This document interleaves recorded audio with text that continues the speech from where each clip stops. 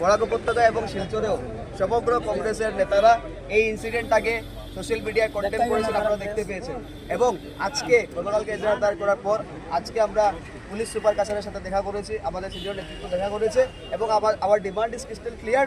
We want the arrest of those culprits, যারা চন্দন মজুমদার এবং আবিদুল পূর্বাকে যারা দলবদ্ধভাবে প্রাণনাশে মারার চেষ্টা করেছে, তাদের আমরা 7 দিনের ভিতরে তাদের গ্রেফতারের দাবি জানাই।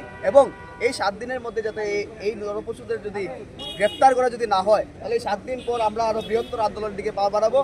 গোটা বরাক উপত্যকার ছাত্র সমাজ মিলে এই আন্দোলনের দিকে পা বাড়াবে। এবং একটা কথা স্পষ্ট যে এই বিজেপি সরকারের আমলে, ডাবল ইঞ্জিন সরকারের আমলে আমি একটা কথা বলতে চাই যে আজকে কোনো বিজেপির নেতার ছেলেমেয়েরা এইরকম কর্মকাণ্ডে কেন জড়িত থাকে না? কেন এই মিডিল ক্লাস ঘরের বাচ্চা ছেলেদেরকে এইরকম কর্মকাণ্ডের দিকে লেলিয়ে দেওয়া হয়? তাদের কেরিয়ার দিয়ে কেন ছেলেখেলা করা হয়?